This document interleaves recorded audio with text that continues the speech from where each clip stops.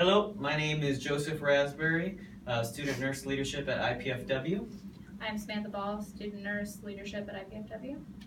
And based on our unit's needs at ACT at Lutheran Hospital, we talked to the unit manager, and heart failure pathways was the largest need in this unit. And I'm going to tell you guys what that is.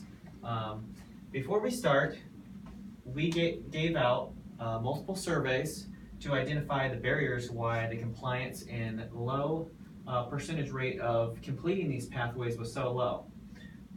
Issue of time, we all know we're very busy in all the shifts, and just another added paperwork, we can understand why why each nurse is a little lower in completing these.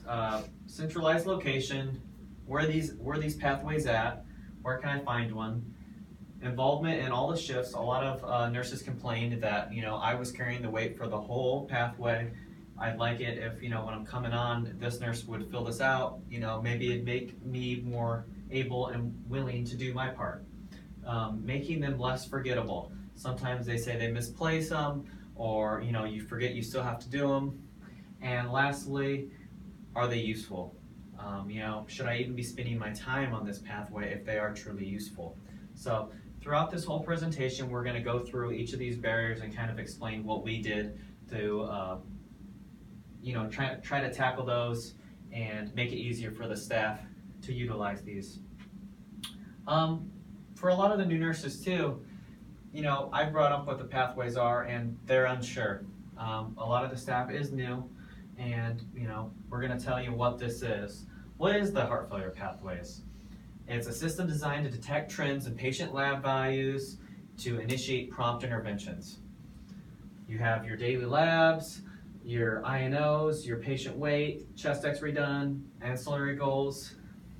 It's an informative and collective tool of patient data designed to be efficient for the nursing staff. It's just a flow sheet for the most up-to-date information, a guided checklist for patient information that has been done, what has not been done, and what may or may not be necessary for a patient.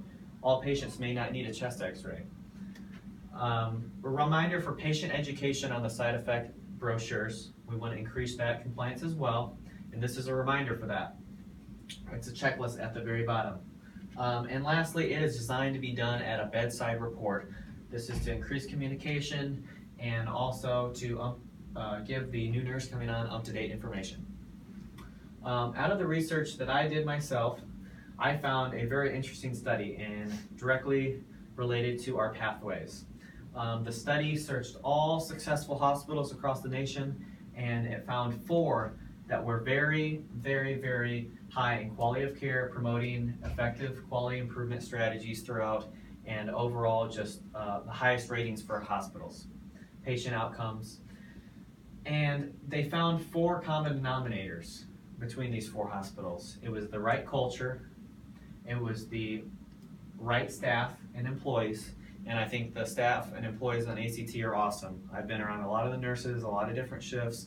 The techs are awesome, the leadership, the managers, the educators, everyone is awesome since I've been here at my stay at ACT, and I don't feel like we have a problem in that area at all. In fact, I think they're one of the best units at Lutheran Hospital. Devising and updating right in-house processes, and lastly, utilizing the right and appropriate tools for the staff and unit needs. Hence, we have here.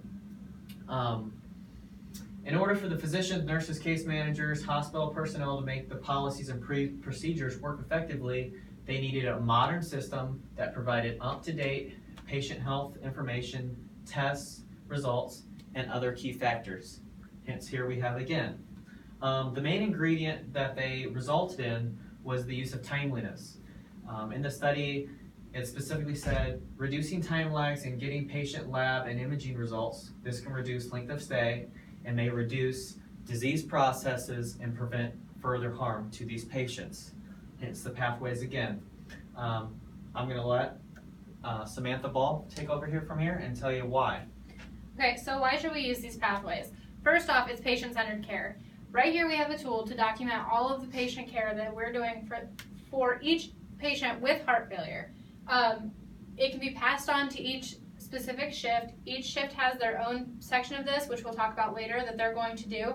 But it's patient-centered care. A lot of nurses are saying that they don't have time. It takes a couple of minutes to do your section. It's literally nothing, and it could save the patient hours of time later on, spending time in the hospital.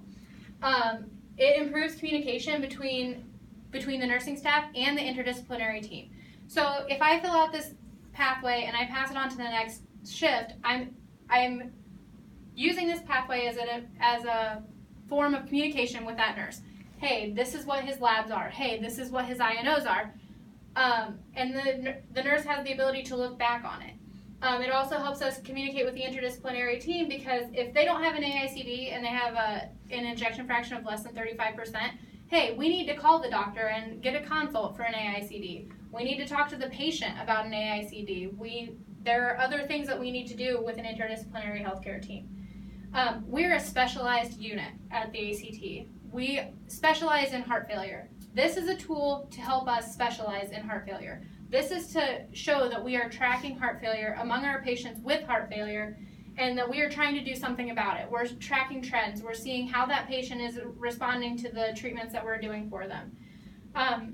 It is there to decrease readmission rates. According to Angie Chalk, in a recent month, there was a 30-day readmission rate that went up from 16% to 38%. We obviously don't want that. It increases hospital costs, it decreases the patient outcomes, and implementing a tool such as heart failure pathway could improve that patient's outcomes long term and the patient's satisfaction of life. And like I said just a second ago, it improves patient outcomes. Using this tool will help us make sure that we're discharging the patient at the right time. We're preventing readmission rates by making sure that we're discharging them after everything has been resolved, and to ensure that we're catching the trends. We're catching things that are going wrong before they start to manifest in bigger ways. A couple of studies that I found, hospital readmissions